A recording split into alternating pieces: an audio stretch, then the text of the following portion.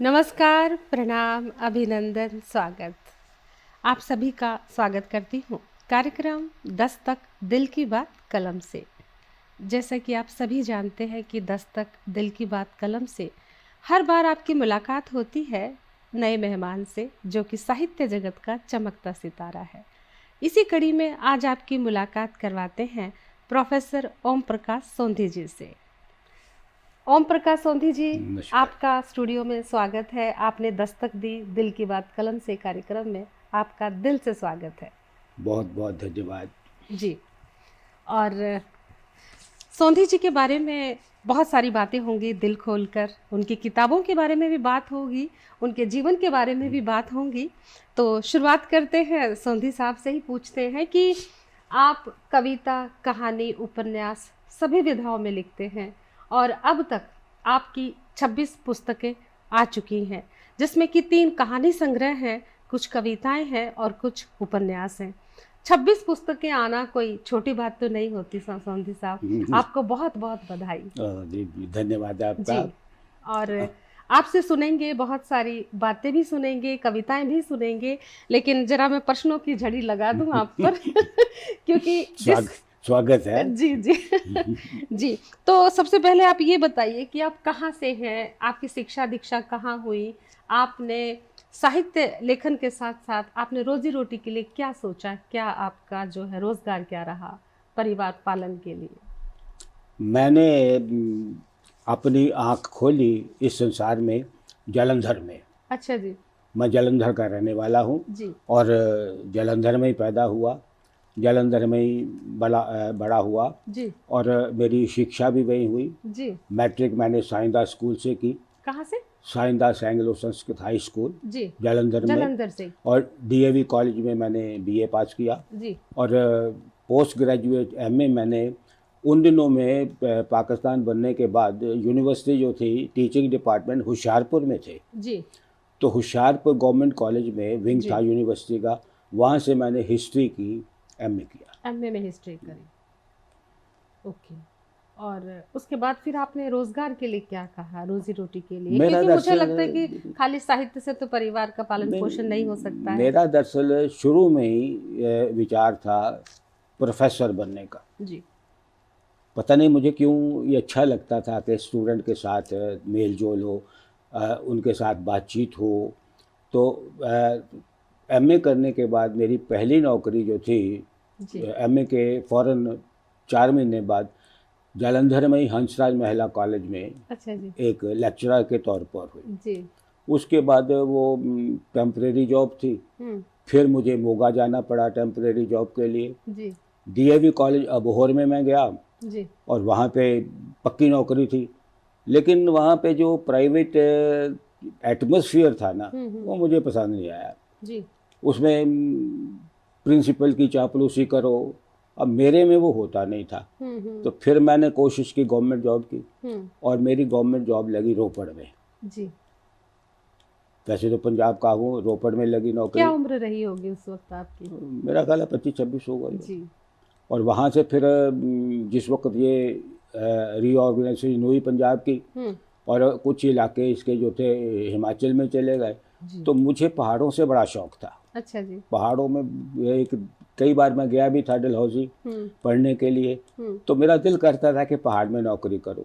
और कुदरती तौर पर ये रीऑर्गेनाइजेशन हुई और ऊना कांगड़ा का इलाका हिमाचल में चला गया और मैंने आओ देखा ना ताओ अपनी ट्रांसफ़र हमीरपुर में करवा ली जी अक्टूबर में, और नवंबर में हमीरपुर जो था हिमाचल में चला गया। मैंने कोई कोशिश ही नहीं की कि मैं इसको कहूँ कि जी मैं जलंधर का रहने वाला हूँ, मुझे वापस भेज दो। मैं बैठा रहा वहाँ पे, इस तरीके से मैं हिमाचल में रहा जी और हिमाचल में फिर हमीरपुर रहा, रामपुर बुशहर रहा, धर्मशाला रहा और अल्टीमेटली कुल्लू में रहा और 18 साल कुल्लू में रहा और वहीं पे फिर मैं रिटायर हुआ। आपकी जो रचनाएं हैं, उपन्यास हैं, आपकी कहानियां हैं, मैंने देखा है, कुछ कहानियां मैंने आपकी पढ़ी हैं।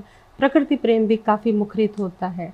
तो मुझे ये बताइए कि जब आपने कविता लिखी थी, पहली कविता कब लिखी, पहली कहानी लिखी, उपन्यास लिखा या कविता लिखी? पहला मैंने उपन्यास लिखा था क्या बात है। 83 में जी और वो छोटा सा था तब, जी। इतना वो दिमाग में आता भी नहीं था। जी एक नौसिखिया कह लीजिए आप। जी तो जी उस हिसाब से एक हिस्टोरिकल नावल था, जी जिसमें वो निज़ाम सिक्का हुमायूं का जो था, जिसने हुमायूं को बचाया था डूबने से जी। और उसको एक दिन का सुल्तान बना दिया था, अच्छा। इसको लेके मैंने वो लिखा था। छोटा सा था, उसमें साहित्य की बात नहीं मैं कह सकता कि उसमें साहित्य ओके। की बात थी, लेकिन लिखने का जो जज्बा था, शौक था, वहाँ से मैंने शुरू किया उसके। जी। तो उसके बाद फिर एक देखा कि कविता उन दिनों में आप तो जानती हैं कि आदमी नौजवान होता है, उसके दिमाग में कविताएं सिर्फ प्यार की ही होती हैं। बिल्कुल। तो वो मैंने कविताएं भी लिखी और जी, वो किताब भी कविताएं भी लिखी। तो जी हाँ। और किताब भी छपी, वो जी, कविताओं की। कविताओं की किताब जी छपी और जी वो मेरा ख्याल है वो 86 में छपी या 85 में। जी तो लेकिन फिर मेच्योरिटी आती गई। जी। हिस्ट्री पढ़ाते पढ़ाते हिस्ट्री के जो पात्र थे उनको मैं पात्रों के तौर पे लिया, जी। राजाओं के तौर पे नहीं लिया। उनकी संवेदना, उनकी उत्कंठा, उनकी बात, जिस सिचुएशन में वो होते थे जी उस सिचुएशन में मैं खुद चला जाता था जी। कि क्या होगा। उन किरदारों को आप खुद महसूस करते थे हाँ, उनकी लिखते जो वक्त। सिचुएशन थी, हाँ, अशोक कलिंग को जीतने के बाद जब उसके ख्यालात बदले तो मैंने महसूस किया कि क्या हुआ होगा उसके साथ, क्यों उसने सोचा होगा, क्या सोचा होगा। तो इस तरीके से दिमाग में आता गया कि क्या, तो मैंने महसूस किया कि हिस्ट्री के जो पात्र हैं तो आजकल के पात्रों में आपस में समन्वय है, तो मेल है, उसमें सिर्फ वैल्यूज का ही फर्क है जी।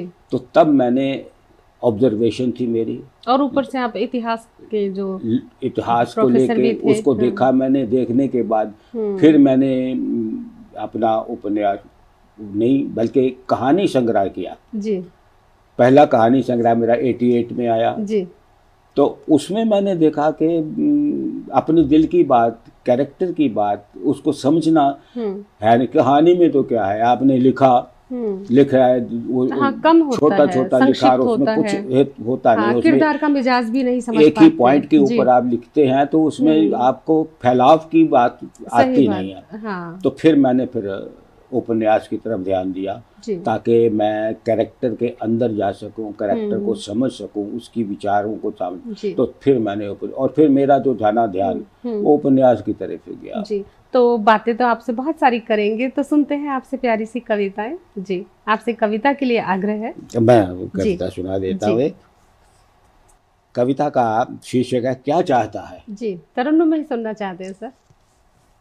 मुझे क्या पता कि वो क्या चाहता है, मुझे क्या पता कि वो क्या चाहता है, पर इतना यकीन है बुरा चाहता है, पर इतना यकीन है बुरा चाहता है। मेरी प्रीत तो है जन्मों पुरानी, मेरी प्रीत तो है जन्मों पुरानी, वह भी तभी से मुझे चाहता है, पर इतना पता है बुरा चाहता है, इतना यकीन है बुरा चाहता है। एक और सुनिए जी। मैं दिल दे के उसको पछता रहा हूँ, मैं दिल दे के उसको पछता रहा हूँ, वह मरने की मेरे दुआ चाहता है, वह मरने की मेरे दुआ चाहता है, इतना यकीन है बुरा चाहता है।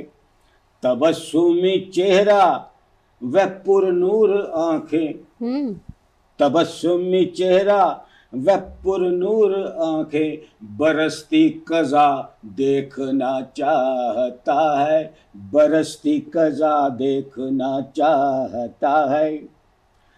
तसल्लियां देके मुझे ना बहलाओ, तसल्लियां देके मुझे ना बहलाओ, क्योंकि तड़पता मुझे देखना चाहता है, क्या बात। पर इतना यकीन है बुरा चाहता है।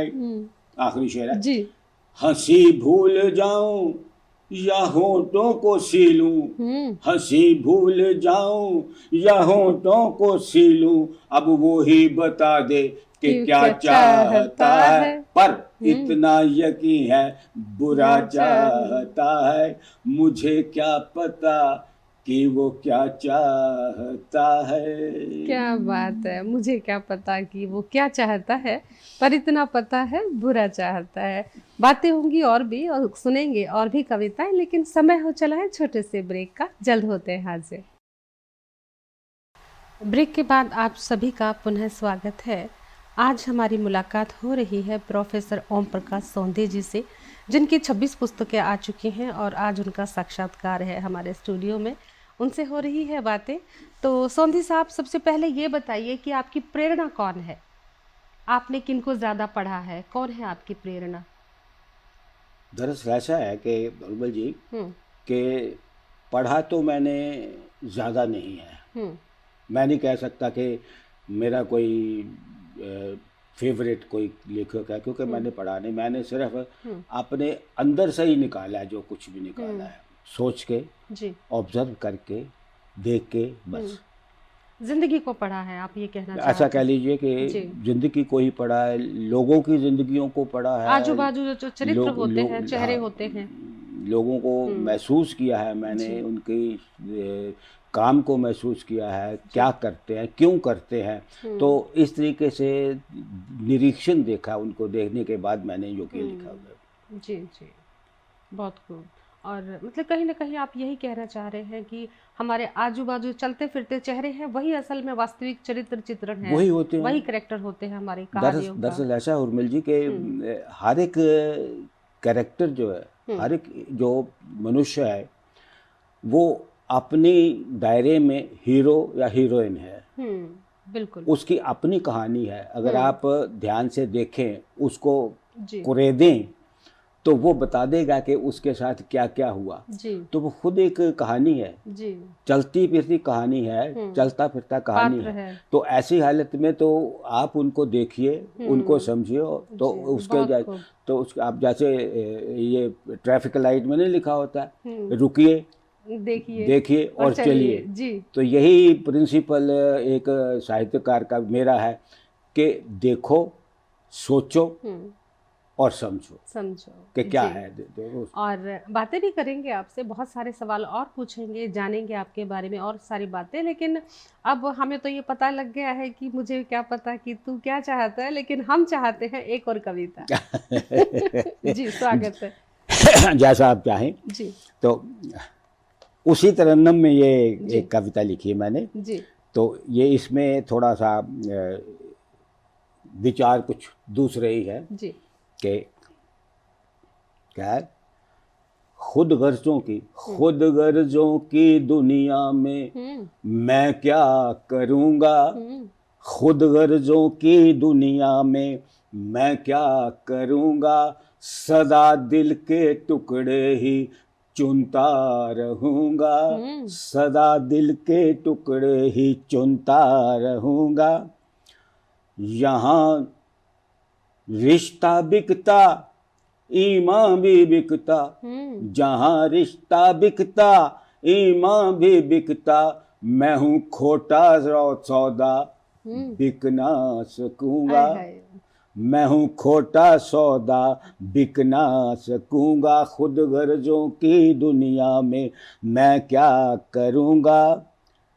तेरी जुल्फ में अब वो ठंडक नहीं है, क्या बात है, तेरी जुल्फ में अब वो ठंडक नहीं है, तेरे दर पे भी अब मैं रुक ना सकूँगा, खुद गर्जों की दुनिया में मैं क्या करूँगा। ये हंसते चेहरे, निगलती निगाहें, हंसते चेहरे, निगलती निगाहें, बनावट के आगे मैं टिक ना सकूँगा, खुद गर्जों की दुनिया में मैं क्या करूँगा। उसके बाद फिर भी ज़माना चाहे लाख कोशिश भी कर ले, जमाना चाहे लाख कोशिश भी कर ले, ये दावा है मेरा मैं मिट ना सकूंगा, क्या बात है। ये दावा है मेरा मैं मिट ना सकूंगा, खुद गर्जों की दुनिया में मैं क्या करूंगा, सदा दिल के टुकड़े ही चुनता रहूंगा। बहुत खूब, बहुत खूब। एक और रचना के लिए आग्रह है, क्योंकि बातें करने को भी जी है, लेकिन रचनाएं इतनी बढ़िया है कि हम ये मौका गंवाना नहीं चाहते। जी, इसको हम यहाँ रख लेते हैं। जी,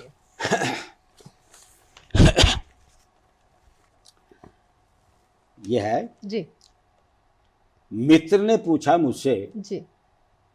प्रेरणा कौन है मेरी। अच्छा, ये मैंने भी पूछा था। तो मुझे लगता है मेरा ही जवाब मिल जाएगा। आपने पूछा मुझसे जी, प्रेरणा कौन है मेरी, जी।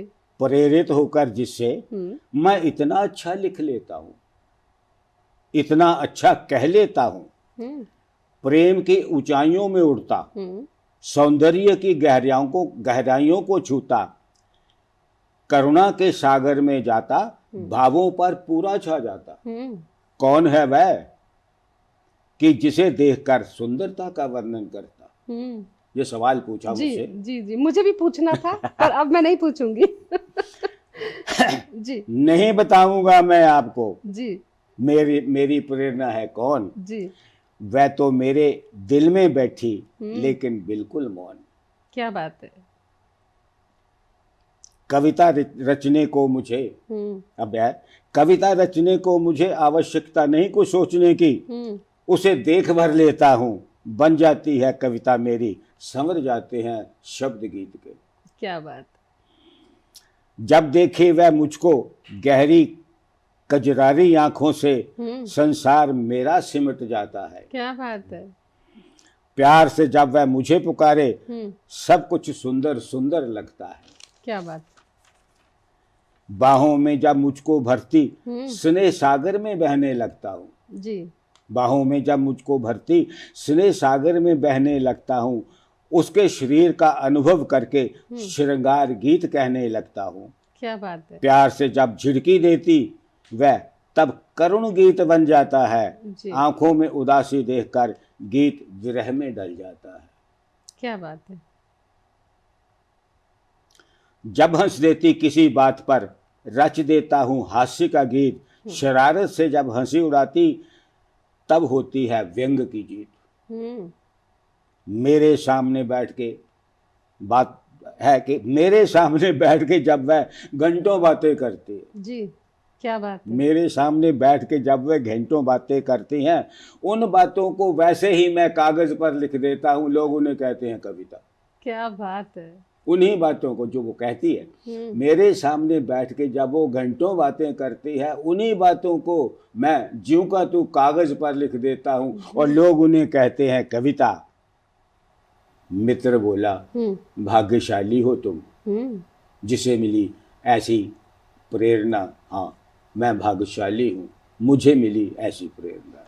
क्या बात है। मेरे तो 2-3 सवाल सोंधी साहब इसी से रिलेटेड थे कि आपकी प्रेरणा कौन है ना, कौन है आपके ख्यालों के मल्लिका जो इतना अच्छा लिखते हैं। प्रकृति प्रेम, सौंदर्य प्रेम, हर तरह का प्रेम उसमें जो है संचित रहता है, नदी में बहता है जैसे जल, उसी तरह से आपकी रचनाओं का, आपके बिंब प्रतिबिंब, आपकी जो कल्पनाएं हैं इसी तरह बहती हैं कागज़ पर। तो मुझे तो बहुत सारे सवालों के जवाब आपकी इस रचना से ही मिल गए हैं, तो मैं भी नहीं पूछूंगी, क्योंकि मुझे पता है कि एक साहित्यकार जो होता है उसकी जो कल्पना है, उसकी जो रचना है, उसकी कल्पना उसकी प्रेयसी होती है, और जिस तरह की वो कल्पना भाव में डूबा होता है वही उसको बाहों में भरती है। आपने ये भी बता दिया। जी, तो एक कविता की और गुजारिश है। एक और कविता? जी, जी। एक और कविता कहो सुनाऊँ आपको। जी। सौंधी साहब जब तक अपनी रचना का चयन करते हैं, हम लेते हैं छोटा सा ब्रेक। जल्द हाजिर होते हैं ब्रेक के बाद। ब्रेक के बाद आप सभी का फिर से स्वागत करते हैं कार्यक्रम दस्तक दिल की बात कलम से। आज हमारे साथ हैं प्रोफेसर ओम प्रकाश सौंधी जी। उनसे आज हम कर रहे हैं बातें, उनकी गज़लें भी सुन रहे हैं, उनकी कविताएं सुन रहे हैं। तो सौंधी साहब, आप ये बताइए कि आप कविताओं के साथ साथ आपने 26 उपन्यास लिखे हैं। तो ये जो किताबें हैं आपकी, जैसे कि मैं ही क्यों।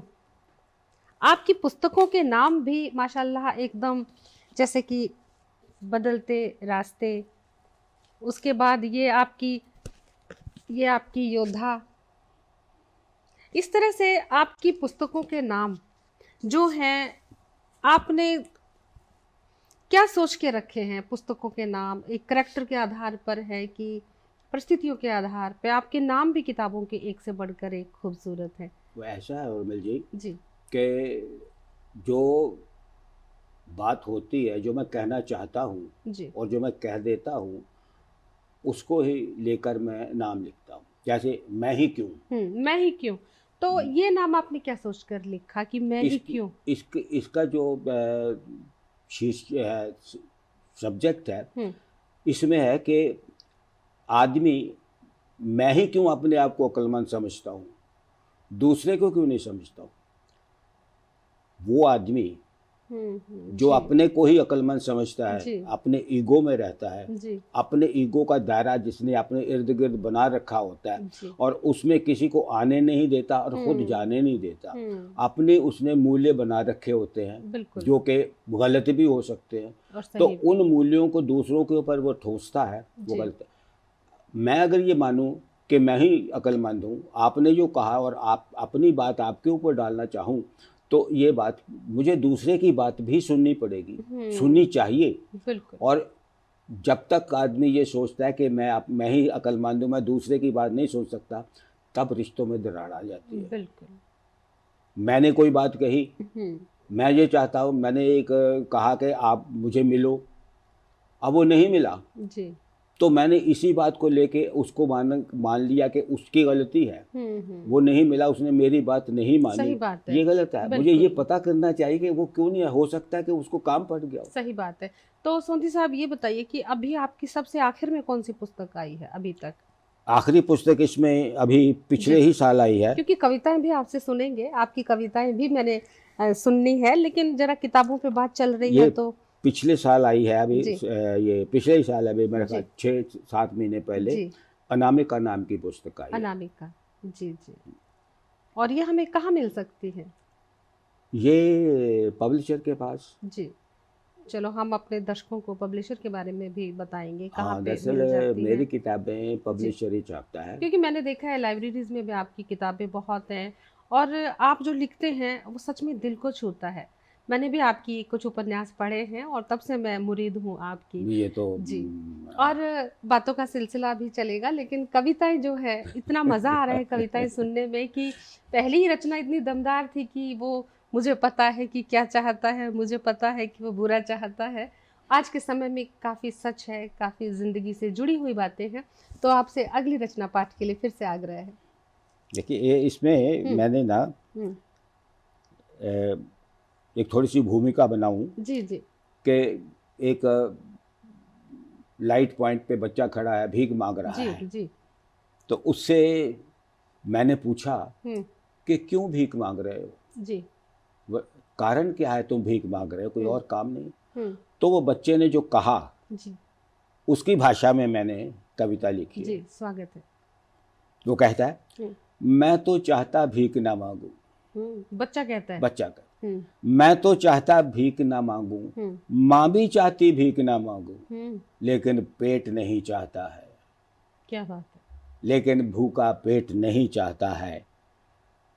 मैं तो चाहता भीख ना मांगू, लेकिन पेट नहीं चाहता है। मैं तो चाहता स्कूल को जाऊं, थोड़ा सा कुछ पढ़ लिख पाऊं, अच्छा सा कोई काम करूं, मैं देश का ऊंचा नाम करूं। मैं तो चाहता कुछ बन जाना, लेकिन भूखा पेट नहीं चाहता है। बच्चों को देखूं मैं हंसता, मेरा बचपन रो देता है। भगवान ने जो उसको था दिया, भगवान ने जो मुझको था दिया, गरीबी में सब खो देता है। मैं भी चाहता सब कुछ पाना, लेकिन भूखा पेट नहीं चाहता है। जी सब सोते हैं, मैं उठ जाता, जी। नींद आती है, जी सो नहीं पाता। नलके से पानी ले आता, खोली में झाड़ू भी लगाता, मैं भी चाहता सुख से सोना, लेकिन भूखा पेट नहीं चाहता है। मैले कपड़े पहन के तब मैं भूखा घर से चल पड़ता हूँ, ले दुखों की घटा चेहरे पर भीख मांगने लग जाता हूँ। मैं भी चाहता खुलकर हंसना, लेकिन पेट नहीं चाहता है। क्या बात है। सारा दिन मैं हाथ फैलाकर, रूंधे गले से गिड़गिड़ा कर, किसी आदमी से कुछ लेकर, किसी से केवल झिड़की खाकर भीख मांगता रहता हूँ। डांट गालियां और ठोकरे सब कुछ खाता रहता हूँ। मैं भी चाहता माँ की गोद में बैठ उसका दुलार पाना, लेकिन भूखा पेट नहीं चाहता। है कोई ऐसा जो कोई भी मुझ गरीब की बात को सुन ले? है कोई ऐसा जो कोई भी मुझ गरीब की बात को सुन ले, सुखों से मेरी झोली भर दे, मुझको जीने की एक धुन दे। दीन बनकर हाथ फैलाना सचमुच कोई नहीं चाहता है। मैं तो चाहता भीख ना मांगूं, लेकिन भूखा पेट नहीं चाहता। क्या बात है, बहुत ही बखूबी आपने, बहुत ही बारीक संवेदनाओं के बारीक तंतुओं से आपने एक भिखारी बच्चे की संवेदना को अपने शब्दों में बयां किया है। यही तो है राइटर। जी हाँ, बात दूसरे के दिल की होती है, लेकिन कहा अपने दिल से जाता है।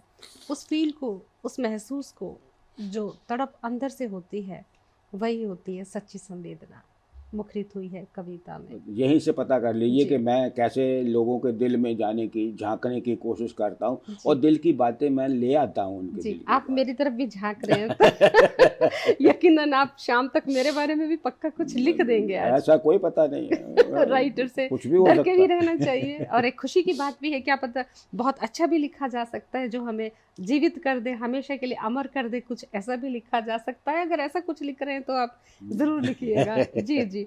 और फिर से गुजारिश है एक और प्यारी सी कविता की। प्यारी सी कविता कहने के लिए लीजिए, फिर प्यारी सी ही सुनिए। जी। यह देखो मुझे आज क्या हो गया है। हाँ। यह देखो मुझे आज क्या हो गया, आंखों में मस्ती सी छा गई। जी। आंखों में मस्ती सी छा गई, जैसे तकदीर हाथों में आ गई। क्या बात है, क्या बात है। लेकिन दिल मेरा कहीं से कहीं खो गया है। ये देखो मुझे क्या हो गया है। मुझे आज क्या हो गया। जी। देखा उसे केवल निगाहों में भर के, जी, इतने में दिल ले गई काबू करके। क्या बात है, काफी पुरानी कविता लगती है। जी। देखा उसे निगाहों में भर के, इतने में दिल ले गई काबू करके। हाय भगवान, ये कैसे क्या हो गया है। ये देखो मुझे आज क्या हो गया है। जी। नाम उसका प्यारा, शक्ल उसकी प्यारी, दिल उसका सुंदर, प्रेम का ही पुजारी। बालों में लट हुई नागन पे वारी, हर अंग में कामदेव खो गया है। ये देखो मुझे आज क्या हो गया है। रंग सांवला है और मधुर आवाज, जैसे शाम के होठों से मुरली की तान। उसकी चालों में मस्ती, निगाहों में मस्ती, एकटक उसको देखूं मेरी क्या है हस्ती। क्या बात है। ऐसी मस्ती वाला दिल ले गया है, ये देखो मुझे आज क्या हो गया है। जी, आपको क्या हो गया है वो भी हम सुनेंगे, लेकिन समय हो चला है छोटे से ब्रेक का। जल्द हाजिर होते हैं और आने के बाद लौटते हैं तो देखते हैं कि आपको क्या हो गया है। जी जी, समय है छोटे से ब्रेक का। ब्रेक के बाद फिर से स्वागत है कार्यक्रम दस्तक दिल की बात कलम से। आज हमारी मुलाकात है प्रोफेसर ओम प्रकाश सोंधी जी से, और आज हम उनके बारे में जान रहे हैं, उनकी ज़िंदगी के बारे में, उनकी कविताओं के बारे में। तो सवालों की झड़ी मैं फिर से लगाने वाली हूँ। तैयार है? मैं तैयार हूँ।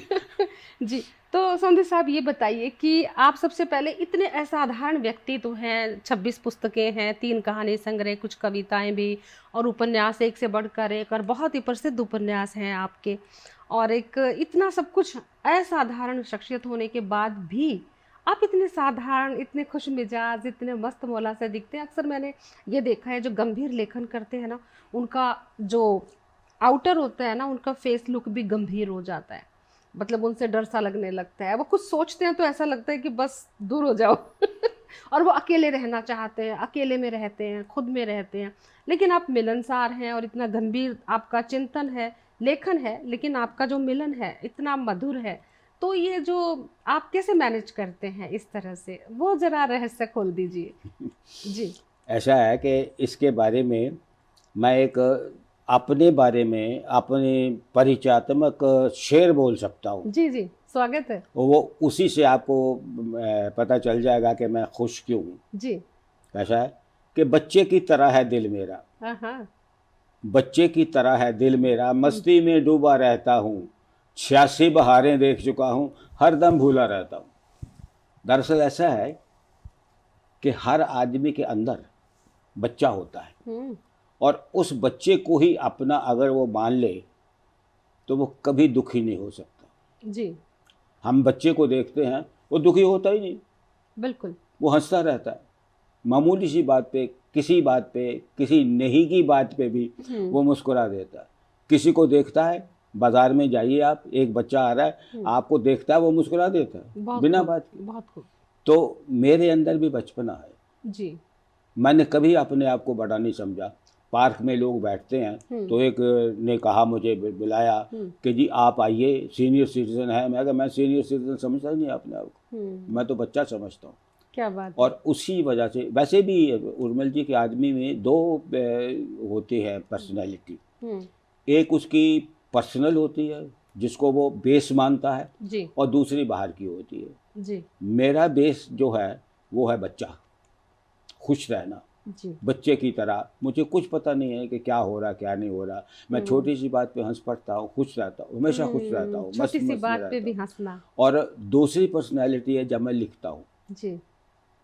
वो गहराई की पर्सनैलिटी। तब मैं अपने आप को उस सांचे में ढाल देता हूँ, और उस सांचे में ढाल के फिर मैं लोगों के दिलों में जाता हूँ, लोगों को समझता हूँ, और फिर मैं लिखता हूँ। जी तो इसलिए दो इसको आप दो व्यक्तित्व कह सकते हैं। एक बेस मेरा बचपना है, जी। हंसना है, और लिखते वक्त मैं अब मेरा वो दूसरी। जिस पात्र को आप जिस वक्त लिखते हैं तो उसमें होते हैं, पात्र को लिखने के बाद आप बच्चे होते बिल्कुल हैं। बात, बिल्कुल आप बहुत। बिल्कुल ठीक ही समझी हैं। जी जी, क्योंकि मैं इस बात को। नहीं नहीं, मैं खुश हूँ इस बात से जी कि मेरे सामने जो हैं वो मुझे समझ रहे हैं। जी जी, मैंने आपको बहुत समझा है, आपकी मैंने किताबें बहुत पढ़ी हैं, हाँ, उपन्यास पढ़े, हम तो खुद आपके मुरीद हैं, और पिछले 20 सालों में मैंने भी तकरीबन आपके 8-10 उपन्यास पढ़ लिए हैं, और आपसे भी मुलाकात होती रहती है। जब भी आप किसी स्टेज पर बैठते हैं, मुख्य अतिथि होते हैं मंचों पर, बड़े बड़े मंचों पर, और हम आम सामाइन की तरह जब वहाँ दर्शक बन के आपको देखते हैं तो हमारा भी सीना बहुत गौरवान्वित, हमारा चौड़ा हो जाता है कि सौंधी साहब मंच पर बैठे हैं। तो वो खुशी आपको हम बता नहीं सकते। मैं खुद बहुत खुश हुआ हूँ आपकी इन बातों को सुन के। जी जी जी। तो अच्छा सौंधी साहब, ये बताइए कि आपकी 26 पुस्तकें आ चुकी हैं, इसमें से कौन सा उपन्यास आपके दिल के बेहद करीब है? अब दिल के करीब क्या कहा जा सकता है। जी इतनी किताबें, जिसको भी लिखा है दिल से लिखा है, जी दिल के करीब से लिखा है। जी। तो ऐसी हालत में अगर ये कहा जाए कि दिल के करीब कौन सी, लिखते वक्त तो सभी किताबें दिल के करीब हैं। और वैसे भी एक पुरानी कहावत है कि सभी बच्चे एक जैसे होते एक हैं। जैसे होते लेकिन हैं। उसमें है कि कई ऐसे मेरे दिमाग में मेरे बच्चा जो है ना, वो जो सबसे अच्छा है जी वो भी अच्छा है, और जी सबसे जी बुरा है जी मुझे वो जी भी अच्छा लगता जी। है। ये तो उस तरह का जवाब हो गया आपका। बिल्कुल ठीक है, रचना अपनी सारी प्यारी लगती है, लेकिन कई बार मुझे खुद को, जब मैं खुद भी कभी कुछ लिखती हूँ तो मुझे भी होता है कि इस किताब को मैंने शायद, आत्मा से तो हम सभी कुछ बल्कि मैं लिखते आप हैं। ही से पूछता हूँ कि आपने 8 उपन्यास पढ़े, आपको कौन सी पुस्तक अच्छी लगी है? मुझे तो सारी लगी। बस यही सवाल है, ये जी आपके सवाल का जवाब भी आप ही ने दे दिया जी, कि सारी सारी पुस्तकें ही लगती है। हाँ, हाँ, लेकिन तो कई बार होता है, क्या पता कोई खास हो, कई बार ऐसा भी होता है ना। और अच्छा, आप मुझे ये बताइए कि इतना लिखते हैं आप, आपने जॉब भी करी, आप टीचिंग लाइन में रहे, प्रोफेसर रहे, जीवन की गृहस्थी को भी आपने बहुत अच्छे से खींचा, वेल सेटल्ड हैं, बच्चे बहुत काबिल हैं आपके, वेल सेटल्ड है आपकी फैमिली भी, आप भी, और प्रभु जी आपको दीर्घायु रखें, स्वस्थ रखें, हम आपको जो है धन्यवाद। हाँ इसी तरह लिखते हुए देखना चाहते हैं। पर ये बताइए कि आप लिखते किस वक्त हैं, आपका समय बताइए, क्योंकि किस वक्त लिखते हैं आप? देखिए और वो भी आपके पात्र भी वैसे भी हिस्टोरिकल होते हैं, मैंने तो ये भी देखा है। तो किस तरह से सामंजस्य बिठाते हैं आप पात्रों के साथ, और जरा रहस्य खोल दीजिए। ये लिखते वक्त लिखना जो है वो एक तपस्या है, जी एक योग है, मैं इसको बोलूँगा। कि योग जुड़ना है, और जुड़ने के लिए आपको वातावरण की आवश्यकता है। सारा दिन काम है, जी। सारा दिन लोगों से मिलना है, बातें करना है, अपने परिवार से भी बातें करना है। तो मैं लिखता था रात के 12 बजे से, जब सब सो जाते थे घर में, और मैं अपने आप को अकेला समझता था। जी। उस वक़्त एक ऐसा संसार बना लेता था मैं इन्हीं कैरेक्टर के साथ, फिर मैं इन्हीं चरित्रों के साथ जुड़ जाता था, और मेरा वो संसार होता था। मैं रात के 12 बजे से लेके कोई 2 बजे, जब तक भी दिल करता था, जब तक भी वो Thought process। चलता था, फ्लो चलता था, तब तक मैं लिखता रहता था। जी। दिन में मैं नहीं लिखता था। दिन में तो लोगों को पता नहीं होता था कि मैं लेखक भी हूँ, तो जानते ही नहीं थे। और अभी भी कई बार ऐसा होता है कि कोई भी नया आदमी मुझे मिलता है और मुझे कहता है कि जी आप बताइए कि आप क्या हैं, तो मुझे मजबूरन अपना परिचय अगर देना पड़ता है, तो वो एक ही बार कहता है आप तो छुपे रुस्तम हैं। तो मैं कभी, मैं तो रुस्तम तो नहीं हूँ, छुपा हुआ भी सामने हूँ, लेकिन फिर भी लिखने के लिए रात 12 बजे के बाद, जबकि सब घर में सो जाते हैं, एटमॉस्फेयर कोई आसपास नहीं होता, तो मैं तभी लिखता हूँ। वैसे भी मैंने तो ये देखा है कि आपकी रचनाओं में प्यार है, संवेदना है, प्रकृति है, और भारतीय संस्कृति को भी पूरा सहेजने की जो है फरमाइश करती है आपकी रचनाएं। आपके उपन्यास हिस्टोरिकल हैं, और आप इतना बेहतर लिखते हैं कि दिल को भी छूता है, साथ ही साथ ज्ञान दर्शन भी होता है, काफ़ी कुछ सीखने को भी मिलता है, क्योंकि आपके हिस्टोरिकल पात्र ज़्यादा होते हैं। और आप आज हमारे स्टूडियो में आए और अपने बारे में जानकारी दी, उपन्यास के बारे में अपनी कविताएं सुनाई, और अपने जीवन की बारीकियां दर्शकों से साझा की। आप स्टूडियो में आए, इसके लिए आपका बहुत बहुत शुक्रिया। आपने मुझे अवसर दिया जहां बैठ के बातें करने का, तो उसके लिए आपका बहुत बहुत बहुत धन्यवाद। जी, शुक्रिया। तो ये थे प्रोफेसर ओम प्रकाश सोंधी जी, और जल्द ही फिर से दस्तक देते हैं एक और नए मेहमान के साथ। कार्यक्रम दस्तक दिल की बात कलम से। अब दीजिए अनुमति। प्रणाम।